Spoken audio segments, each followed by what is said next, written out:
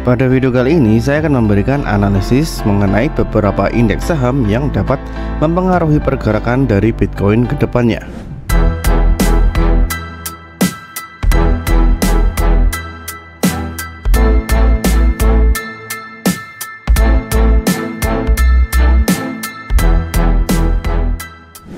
Pada tanggal 3 Januari kemarin, Bitcoin mengalami penurunan atau dump yang cukup lumayan ya, yang berada pada area 45.000 sampai mencapai dumpnya di area 48.000. Sebetulnya apa sih penyebab dari dump atau turunnya Bitcoin seperti ini?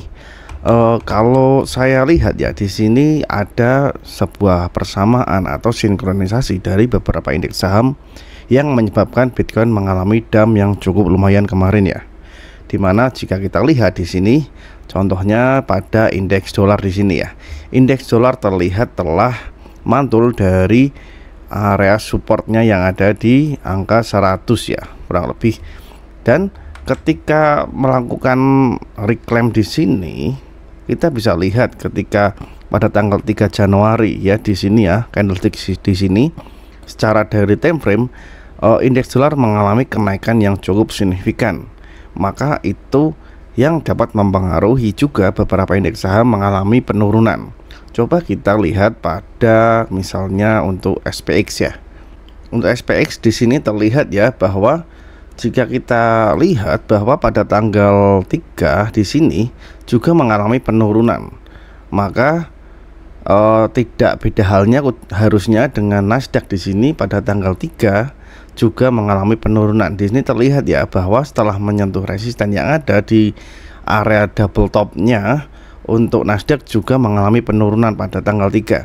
Maka dari itu begitu SPX turun, kemudian Nasdaq juga turun dan diiringi dengan DXY yang mengalami kenaikan, maka sinkronisasi terhadap Bitcoin yang terjadi adalah Bitcoin juga mengalami penurunan karena indeks saham S&P 500 dan juga Nasdaq mengalami penurunan, maka Bitcoin juga mengalami penurunan.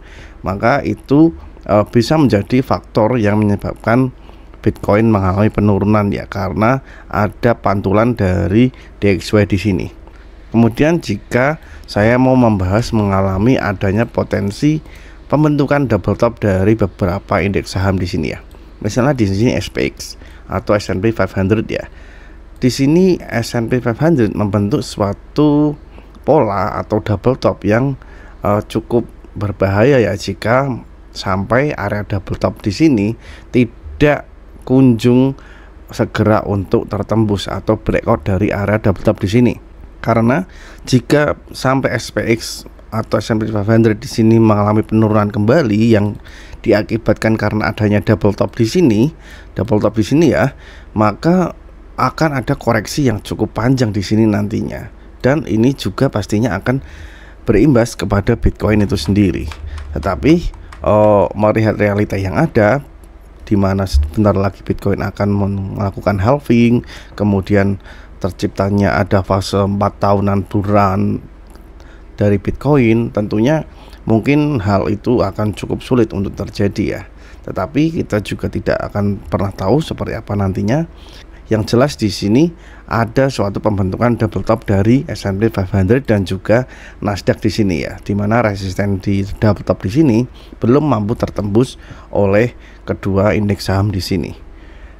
Maka dari itu akan cukup wait and see untuk Bitcoin juga. Jika indeks saham S&P 500 dan juga Nasdaq belum mampu untuk breakout dari area resisten, maka Bitcoin juga kemungkinan belum mampu untuk breakout dari area resisten di area 44 atau 45.000 kurang lebih ya di situ ya. Oke, mungkin seperti itu ya pengaruh dari beberapa indeks saham yang mempengaruhi Bitcoin atau terhadap pergerakan Bitcoin. Oke, sampai jumpa pada analisis video selanjutnya. Jangan lupa subscribe dan terima kasih.